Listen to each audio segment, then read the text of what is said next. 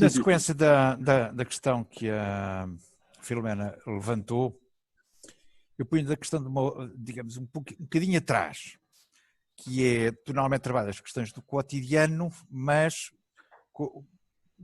portanto, tu tens a ideia e a partir da ideia vais à procura dos materiais. Mas a pergunta que eu faço é, como é que chegas à ideia? Esse cotidiano vem-te da televisão, vem-te da internet, vem-te do que tu observas? Normalmente este cotidiano violento é um cotidiano que nos está escondido, de um modo geral. Há formas, digamos, arquitetónicas e urbanísticas de segregar as coisas de modo a que não está imediatamente disponível em termos de observação. Tu como é que chegas a esse cotidiano? Sim, olha, chego de como é que chegas à múltiplas ideia? maneiras. Sim, como chega à ideia, mas é sempre do cotidiano. O cotidiano realmente apresenta-se de várias formas. Já mencionaste uma delas, é em termos mediatizados, de estar em casa, ver a televisão ou ler um jornal, e há assuntos que eu contacto ou chego até eles dessa forma e me levam a pensar e a querer trabalhar os temas. Isto normalmente são assuntos que infelizmente são universais e são quase intemporais, porque as questões que eu falo, como da fome, injustiças sociais, segregação, exclusão, etc., isto existe desde que a humanidade existe. Portanto, há de nos acompanhar sempre. Portanto, procuro lutar também um pouco contra isso, dentro daquilo que eu posso, humildemente contribuir para que este estado de coisas não progrida. E faço desta forma, como já vi. Mas, voltando, não é só a questão da mediatização, da televisão, do jornal, etc.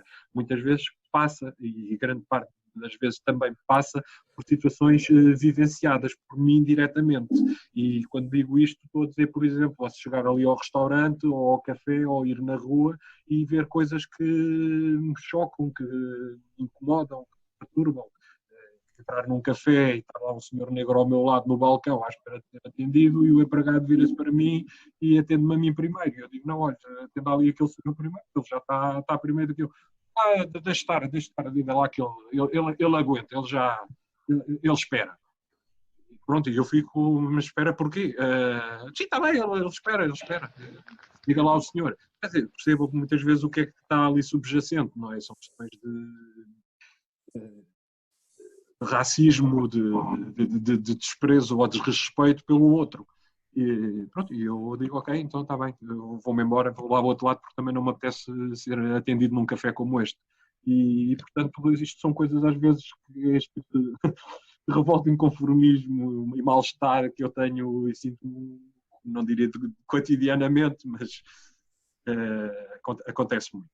Já agora, ainda pegando na questão do racismo, esta onda de revolta mundial provocada pela morte do George Floyd, isso tem-te já posto a trabalhar? Já estás a esquiçar alguma coisa ou ainda não? É assim, Nuno, o posto a trabalhar diretamente eu nem irei nunca, isso posso garantir, evocar diretamente ou particularmente esta questão do George Floyd.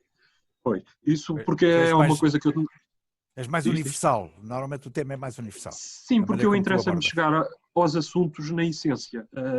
E quando digo na essência, quer dizer, eu incomoda-me que seja maltratada tanto a pessoa negra como a pessoa branca nos Estados Unidos, como na África do Sul, como em Espanha, como em Itália ou noutra parte qualquer do mundo. E não me interessa tanto no sentido, não é de despreocupado, não me interessa dizer que pronto, foi o branco sobre o negro ou o negro sobre o branco, porque existem as duas coisas. Há, efetivamente, é claro, e concordo que existe mais este tipo de situação sobre da discriminação e da exclusão. Neste caso estamos a falar de questões de raça, portanto, de brancos sobre negros. Pronto. Isso não tenho dúvida a esse respeito. Mas não irei falar nunca em particular deste caso do George Floyd, irei sim falar das questões de racismo, e isso eu já as fazia desde logo dos meus primeiros trabalhos, que por acaso tiveram a ver com isso, com as questões da discriminação racial. Numa primeira série que eu fiz chamada Abcedários, que era de 1991 a 94, que eu desenvolvi esse tema, onde eu abordava precisamente as questões de racismo e do apartheid. Mas depois também há uma outra coisa. Eu normalmente procuro evitar de falar de temas que estão na agenda mediática. Quero sempre fugir a isso. E isto agora até me tem causado esta questão dos refugiados aqui na Europa, tem-me levado a procurar não estar a trabalhar tanto estes temas dos refugiados, que, como eu disse, já vem de trás. As primeiras obras que eu fiz, ainda no período da pintura, eram datadas de 1998 e 99. Foi uma série que eu fiz chamada Problemas de Aritmética, onde eu já fazia essa questão da contabilização numérica do número de pessoas que eram empurradas dos seus países para outros por questões de seca, de fome ou acima de tudo de guerra. E portanto eu já falava nisso, mas falava numa altura que ninguém falava, e porque eu queria era precisamente trazer a lume e dar visibilidade àquilo que estava a acontecer, mas que não se via, ou seja, algo que está latente. Existe, mas não se vê. Pronto, e era isso que eu queria fazer. E agora tenho fugido um bocadinho a abordar estes temas dos refugiados, porque parece às tantas, olha, está a aproveitar a situação ou está-se a lembrar. Não, pronto, já falava disso. Agora vou tentando evocar outros assuntos e fugir. Mas, ainda mais numa só linha, ao encontro daquilo, eu inspiro-me em tudo, ou as ideias vêm-me de tudo, todos os minutos do dia, quer esteja no ateliê a ver televisão, ou quer esteja na rua a tomar um café. Passa a palavra. Filomena, tu ias a dizer qualquer coisa há bocado. Não, ia dizer que, pronto, é mesmo o cotidiano e pode acontecer espontaneamente, o mesmo próprio caso que ele focou, de ir a passear com a esposa e de ver as terras queimadas, que deu inspiração para o STAI. Sim, surge. Sim, exatamente. Era também um dos exemplos, sim. Sim, olha, eu, por exemplo, posso acrescentar, e já agora que estava a falar por causa do passeio, um dos sítios onde eu muitas vezes me surgem as ideias e faço às vezes as ligações entre aquilo que são os meus conhecimentos sobre determinados assuntos, quer históricos, etc., ou depois o modo como eu penso as obras, ou o modo como eu depois as irei apresentar, ou a junção dessas ideias com os títulos, etc., toda esta amálgama de coisas, às vezes é feita, é pensada, sabe, quando eu vou a conduzir, quando vou no carro, quando vou na autoestrada.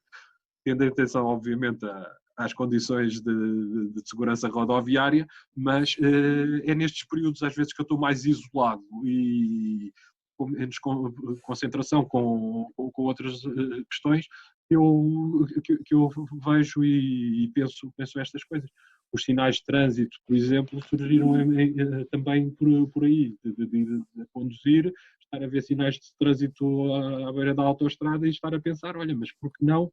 Eu estou a falar das questões ou quero falar das questões de proibição de circulação.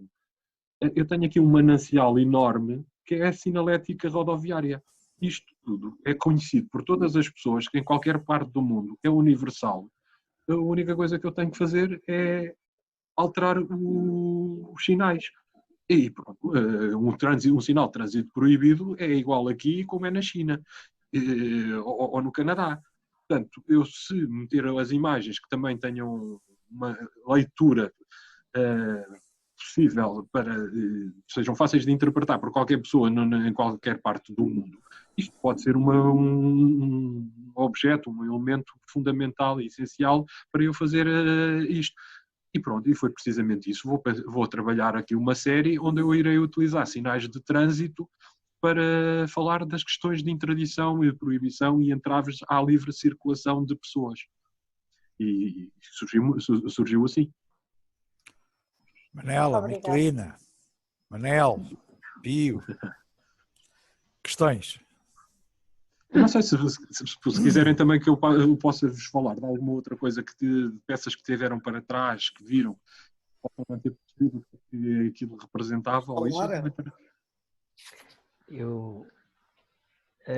A questão que eu tinha a pôr é assim um pouquinho de caráter mais geral. hoje o Carlos foi-nos explicando a sua intenção e iniciativa, digamos assim, embora me pareça que não, os títulos são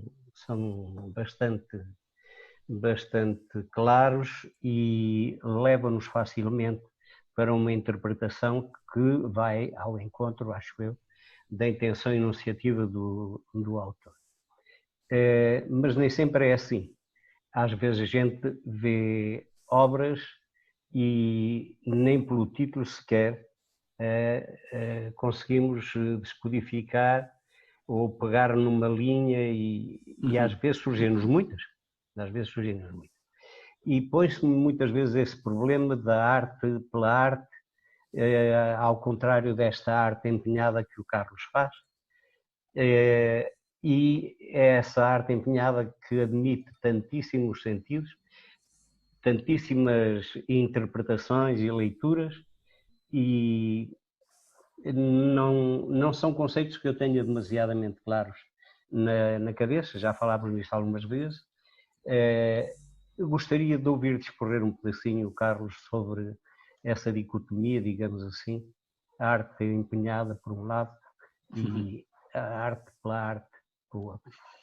Sim, Sr. Manuel, a sua pergunta por acaso é bastante interessante e também ainda bem que a coloque, e até agradeço, porque se calhar pegando até na questão dos títulos, efetivamente eu tenho títulos que são mais óbvios e evidentes e vão ao encontro de uma coisa que o Nuno falou também no início, que é de uma arte que não fechada. Sentidos fechados. Sentidos fechados. Exatamente. Eram sentidos fechados, eu queria dizer. Sentidos fechados, ou seja, eu quero dizer uma coisa, tento ir o mais claro e direto e objetivamente a essa coisa que eu quero dizer e às vezes não abro tanto as portas para outras interpretações possíveis. Muito embora, na minha cabeça, eu acho que isso para o outro também permite sempre outras interpretações. E como o Sr. Manuel agora bem disse, há algumas vezes esses títulos são mais óbvios e mais fechados e mais evidentes o que quero dizer e outras vezes não tanto. E eu confesso que também, ao longo destes anos todos da minha carreira, eu às vezes estou com o pé num sítio e outras vezes vou com o pé para o outro. Porque, por um lado, ou algumas vezes eu quero mesmo dizer aquilo e quase não faço, não quero fazer concessões, quero comunicar com o outro, quero dizer isto ao outro e não quero que haja dúvidas para o outro do que é que eu quero dizer. E isto é uma coisa que dentro de alguns campos ou circuitos artísticos nem sempre é bem vista. Dentro do mundo da arte, muitos dos meus pares não gostam, não acham que isso tenha a ver com arte e acham que a arte deve ser outra coisa, deve ser aquela coisa, como o senhor também bem disse agora, a arte pela arte. Pronto, criar temas que se questionam dentro da própria arte e às vezes o resultado disso são coisas de tal ordem, tão abstratas e herméticas e fechadas entre si, nenhum de nós percebe o que é. Eu penso que se calhar tem esse problema, eu também tenho, muitas vezes vou a exposições, vou a galerias ou museus e vejo obras de colegas meus, eu confesso sinceramente, eu não... Quero fazer leituras, mas às vezes tenho muita dificuldade de que leituras é que eu possa fazer daquele objeto que está exposto. E nem sempre tudo aquilo que nós encontramos nas galerias quer dizer que seja bom. Também me incluo lá nesse grupo. Portanto, mas apesar de tudo, eu acho que temos sempre campo e espaço para poder fazer as coisas. E depois, em relação à questão das interpretações, eu confesso que depois também há outras alturas que eu gosto de dar mais abertura e mais espaço para o espectador para poder criar as suas outras linhas de interpretação e de leitura. E daí, se calhar, haver coisas que não são tão depois óbvias, como esta peça dos tais, ou este título, isto, se calhar, em vez de clarificar, ainda vai criar mais confusão. Mas pronto, aqui se calhar também faz parte, ou faz... pode ser importante outra coisa que é ouvir o que é que então o artista tem para dizer daquilo e pronto, se calhar até pode ter alguma coisa de gira ou ideia interessante, também pode não o ter, porque nós também falhamos muitas vezes, e nem sempre conseguimos comunicar e transmitir as coisas da melhor forma. Pronto, mas isto também faz parte o erro. E procuro, explicando, em situações se calhar também como estas, de que o Nuno agora criou, de pôr em contacto direto o espectador com o autor dos trabalhos e pronto, criámos esta situação de interpretação, de ouvir.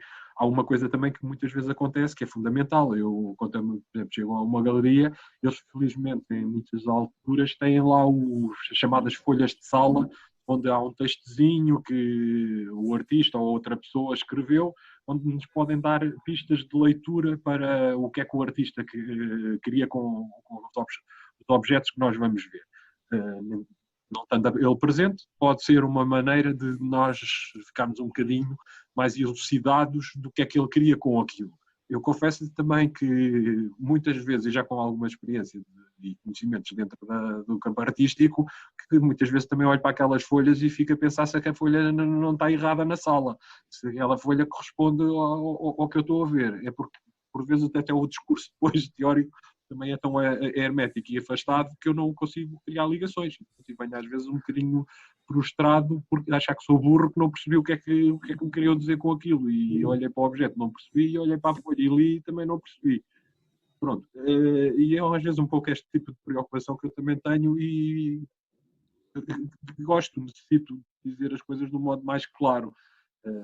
Mas confesso e confirmo que sim senhora, nem sempre o faço e que em algumas alturas eu também acho que, olha, se calhar criar aqui mais possibilidades de leitura pode ser mais interessante para quem está a ver do que simplesmente estar a levar com a minha retórica e a minha conversa. Está a dizer isto? Pronto, ok, é giro, mas olha, a peça por acaso é bonita independentemente da conversa toda que tu estás a ter.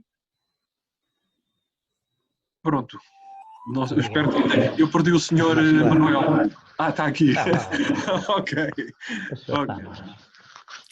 Pronto, eu vou só aqui já agora mostrar a imagem que o Carlos já há bocado referia do Judd. Exato.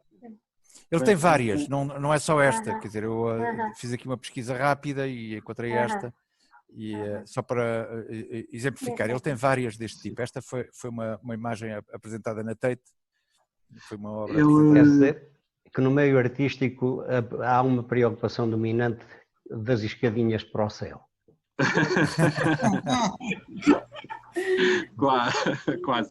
Este senhor... Na última aula falámos de outras escadinhas para o céu. Foi do Didier. Do Didier. O Didier Faustino. Aquela a escultura que está aqui em Castelo Branco. Chama-se exatamente escadinhas para o céu, se não é assim, é parecido. Não sei se conheço, é assim, não, assim é que vinha, pelo menos no jornal. Eu vou ver, acho que não conheço. Mas é arte pública? É arte pública.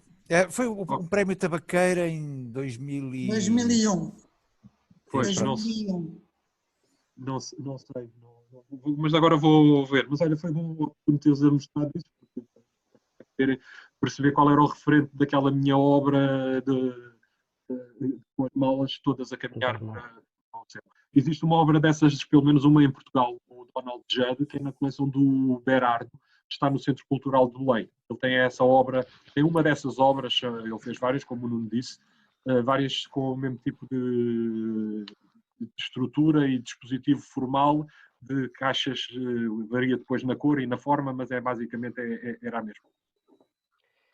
Carlos, tocaram-me essencialmente aquelas obras alusivas à imigração. O meu pai foi Champigny durante 24 anos. Sim. Então tem um conhecimento bem maior e melhor do que é que eu estou a falar. O meu foi mediatizado e por acaso há uma coisa que agora não comentaram, às vezes colocam, é que relações é que eu tenho com estas coisas que eu evoco. Neste caso de Champigny, quando eu falo em Champigny, muitas vezes perguntam-me se eu tive familiares em Champigny. Eu confesso que não tive, nem familiares em Champigny, nem nunca tive pessoas da minha família que emigraram. Mas isso não me leva a deixar de me preocupar e a sentir o problema dos outros, porque incomoda-me desta forma. vejo e incomoda. Naquela zona da Raia de onde eu sou, a Raia de Vila Formoso, a Raia Seca, dali emigrou toda a gente e, posteriormente, aos imigrantes, quando regressavam, muitas vezes eram apodados de champinis. Pois, depreciativamente, não era? Pois. Sim. Champigny. Aquele também é champigny. Pois.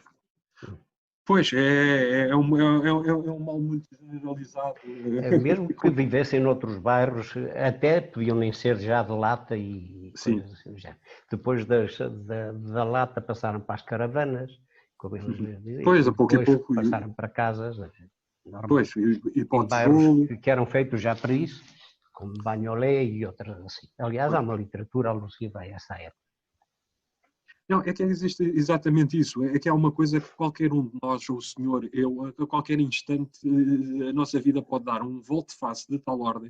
Nós, nas melhores das condições em que estamos a viver agora, de um momento para o outro, podemos estar na situação de qualquer uma destas pessoas que se vê forçada e obrigada a deslocar e a perder tudo, todos os seus bens, seus entes queridos, e a ter que se afastar à procura de melhores condições de vida, que é uma das coisas que é importante para nós, e lutar por isso, para poder, acima de tudo, sobreviver, e depois, dentro da sobrevivência, ter melhores condições dentro dessa sobrevivência.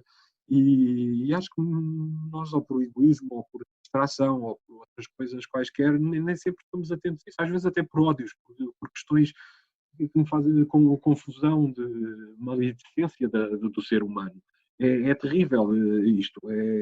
Temos tudo e mesmo assim parece que o outro que tem pouco ainda nos incomoda, quanto mais não seja pela sua presença. E choca-me muito isso.